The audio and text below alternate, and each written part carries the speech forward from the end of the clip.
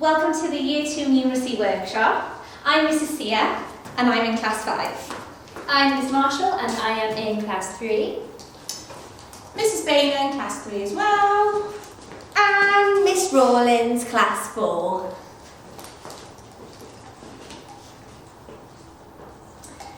First of all, we'd like to say a big welcome back to all our families and children in Year 2. They've settled in so well and been working extremely hard.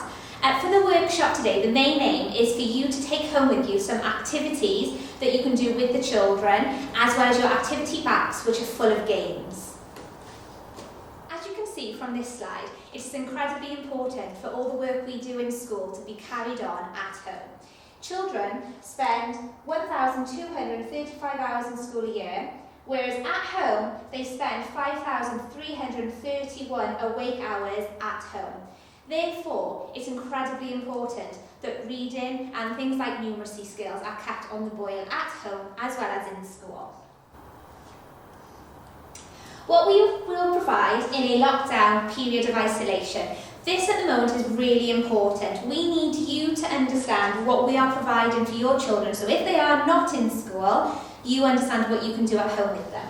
So first of all, if an individual child is at isolating, there will be a menu of activities provided by the class teacher linked to thematic learning and what's been going on in class, so they don't miss out. There will be some online activities provided via Seesaw, Hub, and some that will also be taking place in class that we will also send home. Paper literacy and numeracy support packs will also be available from the school office, where you will be able to pick them up from. And there'll be a range of online tools which are always available for children to use, such as Mathletics and Book Club, which you should all have the passwords for at home. If a whole class go into isolation, where the teacher is also not in school, the menu of activities provided by the class teacher will still be linked to what we would have been doing in school. There will be daily online activities provided via Seesaw and Hub, as well as a few videos of support materials. Paper and literacy packs will be provided again, and a range of activities for online learning such as Book Club and Mathletics will also be offered. If there is a whole school closure, then we will have weekly video class calls as we did in the summer, as well as teachers may be contacting the children. We'll have live pre-recorded lessons, so the children will also be able to take part in interactive lessons. And as it was previously, there'll be a menu of activities, packs for you to pick up, and also a range of activities such as Mathletics and Book Club for the children to access at home. So it's really important to keep numeracy on the boil as much as we can at home. And there are many ways you can do this. It sounds like, oh my goodness, I'm not a maths teacher, but there are so many ways of you being able to do this just at home without even realising. There's such as daily practice of number recognition. You know, if you're going for a walk outside, oh, what's that number on that bus stop? Lots of different authentic ways. Maybe timers in the house on the oven or the microwave. What number is that? Practicing counting forwards and backwards from any given number. Give it, maybe it's a competition, oh, can you do it again faster? Let's see if you can beat your brother or your sister, things like that. Recognising shapes, like again, if you went for walks or in the house, you can go on like shape hunts. Go in, in 5 minutes, how many circles can you go and find? How many cubes? Things like that. And making bonds of 10. So, friends of 10, I've got 5, how many more do I need to make 10? And addition and subtraction within 20 as well. So again, lots of different ways you can do these at home, because these are those key skills our children need to be able to keep that numeracy on the boil and keep them going throughout all these times. So some more examples of other ways we can do numeracy at home. Counting your socks. You don't have to do something as extravagant as this, although it does look pretty cool. Just when they're getting dressed, put them on. How many socks have you got on? And then you can count in 2. So how many socks has everybody in the household got? 2, 4, 6. Like just little things like that. Just keeping it there. Don't let them forget. Money. Children love playing with money. And there's no better way than using real money. So counting with it, you know, or maybe even making a little pretend shopping at home, or when you go to the shop, right, that's going to be 50p, let's work it out before we go to the till. Just little things like that is really important to keep them going, keep their brains whirring. Shopping lists. We're all going to have to go shopping, so not only helping with the money, but helping write the lists, helping pay for the items. How many eggs do we need? Oh, that's 2 6-packs of eggs. How many does that make? Just those little questions keep them busy, keep their brains working. So, alongside everything that Mrs. Sia and Miss Marshall have already said, we do some things in school that you can also do at home. Lots of online resources available out there for you, and the kids absolutely love playing these games. They're fantastic at playing them. Hit the Button is a class favourite. We love Hit the Button. We've got everything from times tables, bonds of 10, anything that you can think of is on there. And they love a challenge. You can put a timer on, give them a total. You need to get 25 in before the timer runs out. They absolutely love playing this game. Other things that they can do, listening to songs on YouTube. YouTube is fantastic. There's a song for everything these days. And some of our favourites, we've got a little link for you that we'll share with you for some of our favourites. Mathletics, everybody has been given a password and a login. There's lots of different games. There's videos and resource packs on there available to you to teach you how to help your children and for the children to be independent learners as well. And like Miss Marshall has said, the use of money. We use money in school, please use it at home as well. I know it's difficult in this world where everything's contactless, but please, please, please get your pots of change and let the children count. So Mathletics, like I said, is an online platform that helps for assessment for us. It records the children's score, but it does it in a fun way. So the children can collect gems, which turn into certificates then in school as well. There's games, videos, quizzes, and lots of different learning materials. So if you know your child isn't as strong when it comes to shape recognition, for example, you could just click on the shape recognition link, and then there'll be a whole host of activities and quizzes and games your children can play. And their hard work does pay off. There's nothing better than in a celebration assembly, your children seeing their little face light up when they're on the Mathletics board. They love seeing their name in lights. So get them playing. They can use it on a tablet, a laptop, and even a phone. Hit the Button, like we said, fantastic. We've got division on there, times table, halves, doubles, number bonds, 10, 20, 100. It's really, really important to be using these skills constantly, because if they know bonds of 10, they know bonds of 100. So some of our songs that we love, they're very catchy. Prepare for them to be stuck in your head all day. Your children will love singing them. We've got telling the time, counting 5s, 10s, 2s, doubles. You've probably heard your child coming home singing the double song. We love it in St. Julian's. So yeah, there's lots of things available to you here online. Really, you can leave your children to it, but it'd be lovely if you could join in with them as well.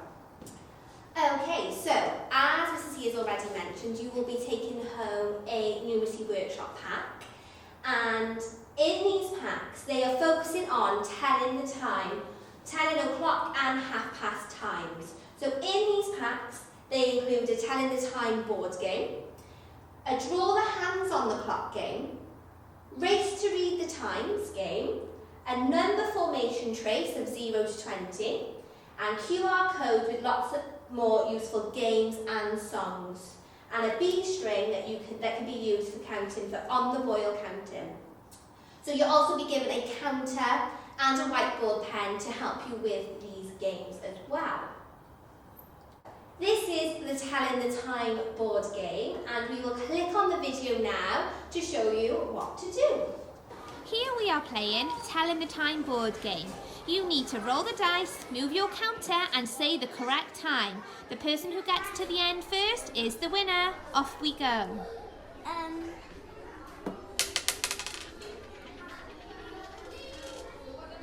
2. 6 o'clock.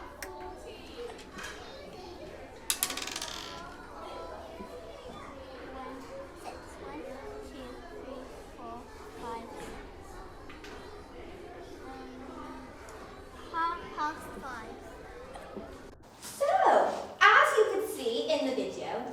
Tell the Time board game. And it can be a 1 or 2 player game, so it's up to you if you want to play it, your child just play it on their own at home, or if you have siblings that they like to play it with, or maybe mum and dad or nanny and bum who like to join in too. So, oh sorry, I forgot to mention as well, you also have a dice in your pack. So you will roll the dice, whatever number it lands on, you move the counter that amount of times, and then you say the correct time. And it's as simple as that, and it's the first person to get to the end is the winner. And the skill is reading a clock and half past on an analogue clock. So our next game is the Race to Read game, and we'll just play the video now for you to see what to do. Here we are playing Race to Read. We will roll the dice, look for the number on the board, say a time on a clock, give it a tick if it's right. You finish the game once you have ticked all the clocks in one column. Off we go.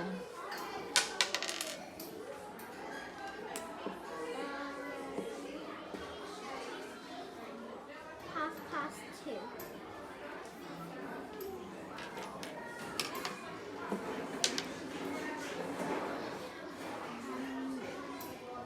1 o'clock.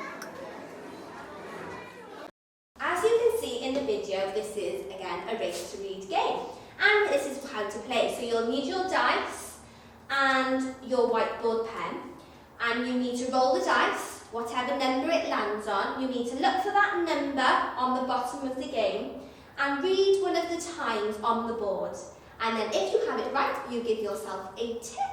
And then once you finish the game, once you've given all of them a tick. And this is very similar to the read and write game we play in literacy, so the children will know what to do.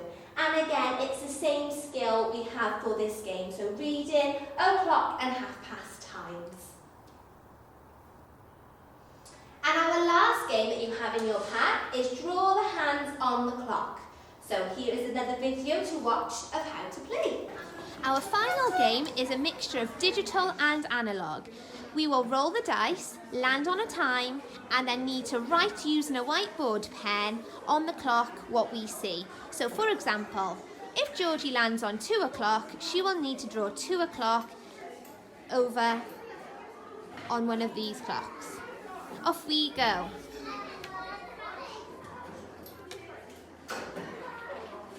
Past 9.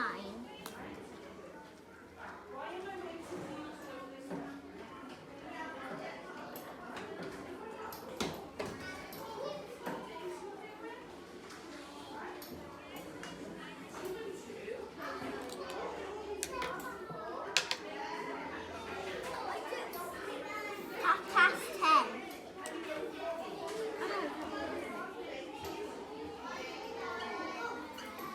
This game can be a 2-player game, but it can also be played with 1 player. Past 10.